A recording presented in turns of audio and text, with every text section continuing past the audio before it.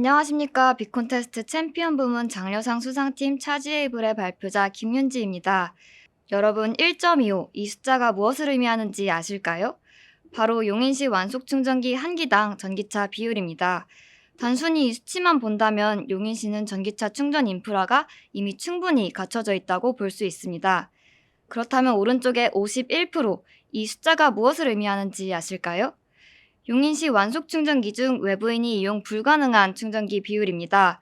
만약 시설 정책에 따라 출입이 불가능한 충전기까지 계산한다면 용인시 완속 충전기 중 무려 64%는 외부인이 이용할 수 없습니다. 1.25, 51%, 이런 수치들은 충전을 해야 할 때 충전기는 많지만 정작 내가 사용 가능한 충전기는 없는 역설적인 상황을 의미합니다. 저희 팀에서 정의한 문제의 핵심은 효율성과 현실성을 고려한 충전소 입지 선정이 필요하다는 것입니다. 따라서 저희는 수요가 많고 충전소 설치가 비교적 용이한 주거시설 중 아파트에 집중해서 분석을 진행했습니다. 목차는 다음과 같습니다. 첫 번째, 분석 배경 및 수행 방법입니다.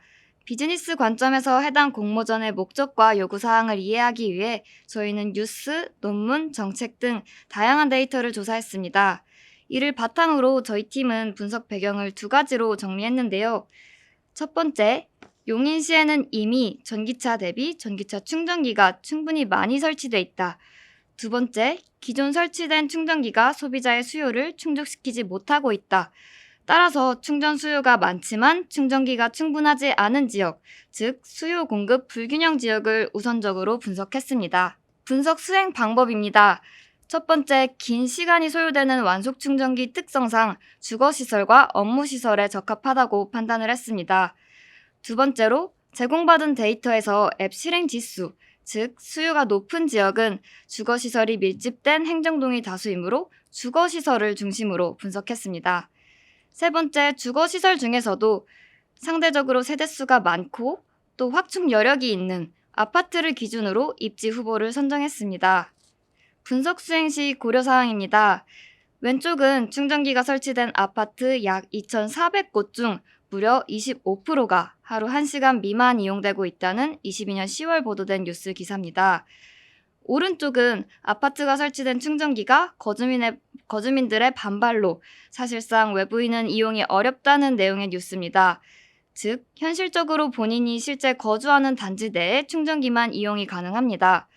따라서 저희 팀은 아파트 단지 인근 수요량과 보행 접근 거리 내 공급량을 비교해서 공급량 대비 수요량이 높은 지역을 선정했습니다. 행정동별로 충전기 수요와 공급에 관련된 변수들을 시각화한 자료입니다. 색이 짙을수록 수치가 크다는 것을 의미합니다. 대체로 거주지 밀집 지역인 수지구와 기흥구에서 색이 진한 것을 볼 수 있습니다. 분석 절차입니다. 먼저 수집한 모든 데이터를 아파트 단지를 기준으로 하나의 데이터 프레임으로 병합했습니다. QGIS라는 프로그램의 버퍼 기능을 활용해서 아파트 단지별 100m 내 앱 실행 지수, 300m 내 완속 급속 충전 기수를 집계했습니다. 이후 충전기 수요량과 공급량에 영향을 주는 변수를 취합해서 수요 공급 지표를 선정했습니다. 두 지표를 활용해서 클러스터링을 진행했고 1차 후보 군집을 선정했습니다. 마지막으로 완속 충전기 한 기당 전기차 수라는 파생 변수를 활용해서 최종 입지를 선정했습니다. 분석에 활용한 변수 정리입니다. 전기차 수 변수 전처리 과정입니다. 제공받은 데이터와 외부에서 가져온 전기차 수 데이터의 행정동 기준이 달랐습니다. 용인 특례시 행정 안내도를 참고해서 통일했습니다. 수요 관련 데이터 전처리 방향입니다. 첫 번째, 아파트 단지명 데이터입니다. 저희는 API를 활용해서 아파트 단지별 위경도를 추출했습니다. 아파트 반경 내 앱 실행 지수, 충전 기수를 집계 시 최대한 오차를 줄이기 위해 좌표를 중심에 가깝게 보정했습니다. 전기차 수 데이터와 마찬가지로 행정동을 수정했습니다. 두 번째, 전기차 앱 실행 지수입니다. 먼저 셀 아이디별 앱 실행 지수 합계를 구했습니다. 그 후 QGIS 버퍼를 사용해서 아파트 단지 좌표 기준 100m 내 앱 실행 지수를 집계했습니다. 세 번째, 전기차 수입니다. 단지별로 전기차 수를 추정하기 위해 단지별 세대수 데이터를 활용했습니다. 네 번째, 세대수입니다. 구별 동별 세대수로 전처리 후 사용했습니다. 공급 관련 데이터 전처리 과정입니다. 첫 번째 완속 충전 기수입니다. QGIS 버퍼를 활용해서 아파트 단지 좌표 기준 300m 내의 완속 충전 기수를 중복을 허용해서 집계했습니다. 입지 후보지 선정 관련 논문을 참조해서 이용자의 최대 허용 거리를 300m로 설정했습니다. 즉, 이용자의 주거지에서 충전기까지의 거리가 300m를 넘어서면 해당 충전기의 이용률이 급격히 감소한다고 판단했습니다. 두 번째 급속 충전 기수입니다. 전처리 과정은 완속 충전기의 경우와 같습니다. 다만 급속 충전 기수는 완속 충전기 수요의 일부를 충족시켜주는 대체제로 간주했습니다. 세 번째, 연결된 충전소 평균 거리입니다. 모든 데이터를 아파트 기준으로 보던 시각에서 벗어나서 충전소를 기준으로 데이터를 이해해보고자 사용한 변수입니다. 각 충전소에서 가장 가까운 아파트 단지 한 개만 연결한 뒤 각 아파트에 연결된 충전소 평균 거리를 계산한 값입니다. 수요 공급 비율입니다. 완속 충전기 한 대당 전기차 비율은 전기차 수를 완속 충전기에 1을 더한 값으로 나누어서 만든 파생 변수입니다. 수식 도출 과정은 뒤에서 설명드리겠습니다. 수요 지표 도출 과정입니다. 저희는 전기차 앱 실행지수 집계, 단지 전기차 수, 단지 세대수 변수를 사용해서 수요 지표를 만들었습니다. 새 변수의 히스토그램에서 빨간 선은 데이터의 중간값인 중위값을 의미합니다. 보시면 분포가 상당히 왼쪽에 치우쳐져 있는 것을 볼 수 있습니다. 우측에 위치한 변수 설정 과정 설명드리겠습니다. 전기차 앱 실행지수 집계와 단지 전기차 수는 충전 수요에 반영했습니다. 단지 세대수는 미래 수요 관점에서 수요 변수에 사용했습니다.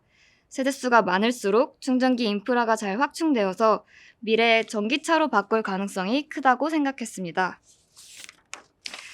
역시 데이터의 분포가 왼쪽으로 치우쳐져 있어 로그 변환을 사용해서 정규 분포에 가깝게 만들었습니다. 새 변수가 모두 0일 경우에는 수요값이 음의 무한대로 발산되기 때문에 1을 더한 뒤에 로그 변환을 해서 수요의 최소값이 0이 되도록 만들었습니다. 공급지표 설정 과정입니다. 완속 충전 기수는 실제 공급과 가장 근접하다고 판단했습니다. 급속 충전기의 경우에는 0.5를 곱해주어서 완속 충전기에 비해 가중치를 적게 주었습니다. 연결된 충전소 평균 거리는 값이 클수록 충전 인프라가 부족할 것이라고 판단했고 완속 충전 기수와 음의 상관관계가 있어 역수로 곱해주었습니다. 또한 데이터의 분포가 지나치게 왼쪽으로 치우쳐져 있어 로그 변환을 사용했습니다. 모델링 과정입니다. 아파트 단지 기준으로 수요 공급량을 집계하기 위해 각각 유효 반경을 설정했는데요. 먼저 왼쪽 전기차 앱 실행지수 설명드리겠습니다. 반경 내 앱 실행지수가 높을수록 세대수가 많을 것이라고 판단했습니다. 50m에서 300m까지 50m 단위로 조절했을 때 세대수와 상관관계가 가장 높은 100m를 수요 변수에서 유효 반경으로 설정했습니다. 오른쪽 전기차 충전기수 설명드리겠습니다. 충전기에서 주거지까지 보행 접근이 가능할 때를 유효 공급으로 간주했습니다. 주거지와 충전기의 거리가 300m를 넘어서면 해당 충전기의 이용률이 급격히 감소하기 때문에 300m를 유효 반경으로 설정했습니다. 수요 지표 설정 과정은 이전 장표에서 설명드렸기 때문에 생략하겠습니다. 공급 지표 역시 같은 이유로 생략하겠습니다. 클러스터링 과정입니다. 저희 팀에서는 군집 분석 모델을 사용해서 수요가 높고 공급이 낮은 지역을 최우선 군집으로 선정했습니다. 수요 공급 변수에 민맥스 스케일러를 적용 후에 K민집 클러스터링을 사용했습니다. 초기에는 변수들의 분포가 너무 한쪽으로 치우쳐져 있어서 이상치에 덜 민감한 로버스트 스케일러를 사용해봤으나 군집하에 유의미한 차이가 없었습니다. 그래서 최종적으로 로그 변환 후 민맥스 스케일러를 사용했습니다. 군집수별 이니셔 값을 시각화해서 군집수를 의미하는 K값이 5일 때 최적의 값이라고 판단했습니다. 그 다음 실루엣 계수와 실루엣 계수 시각화 자료를 통해 한 번 더 검증했습니다. 클러스터링 결과에서 수요가 높고 공급이 낮은 하늘색 군집을 최적 군집으로 선정했습니다. 이 하늘색 군집에 해당하는 아파트 단지 데이터들입니다. 100세대 미만의 경우 주차 면수가 부족하고 또 충전기 의무 설치 대상이 아니기 때문에 이를 제외한 아파트 단지 94곳을 1차 후보지로 선정했습니다. 오른쪽은 1차 후보지를 용인시 지도 위에 표시한 자료입니다. 최종 입지 선정입니다. 최종 입지 후보지는 방금 1차 후보지들 중에서 2차 기준을 적용해 선정했습니다.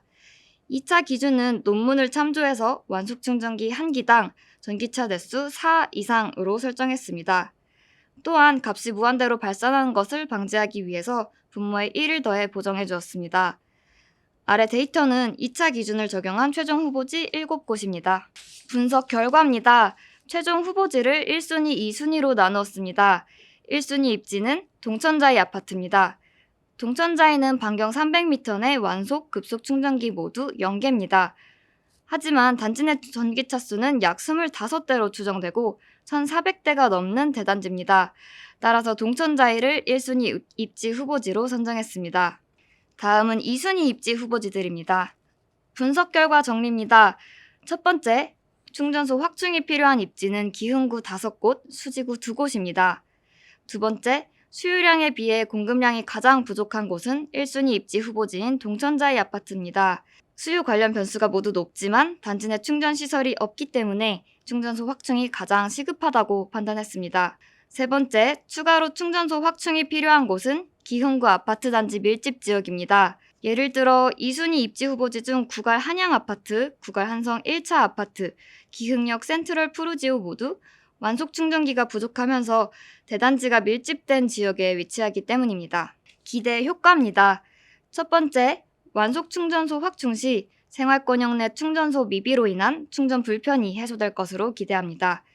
두 번째, 효율성을 고려한 입지 선정으로 전기차 충전소의 사업성이 증대됩니다.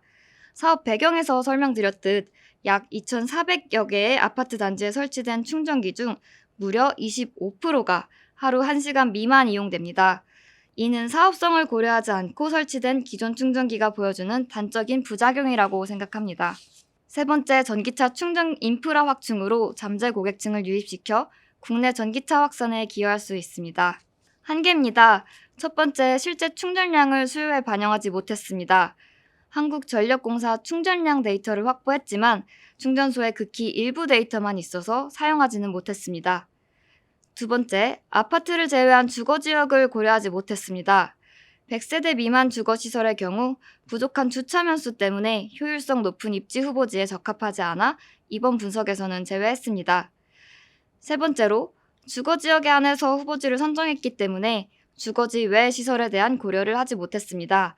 주거시설에서는 실제 세대수를 바탕으로 단지별 전기차 추정이 가능했습니다.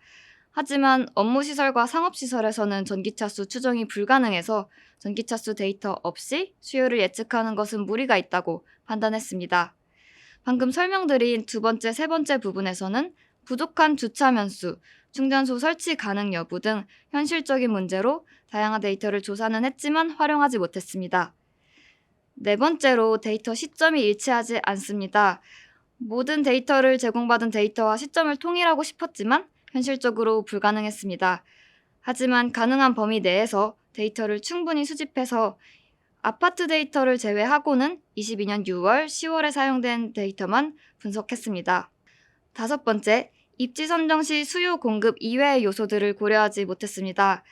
이 부분은 공모전 진행 과정에서 저희의 역량으로는 어렵다고 판단해서 분석에 더욱 집중했습니다. 마지막으로 분석에 사용한 참고 데이터와 참고 문헌입니다. 이상으로 발표 마치겠습니다. 감사합니다.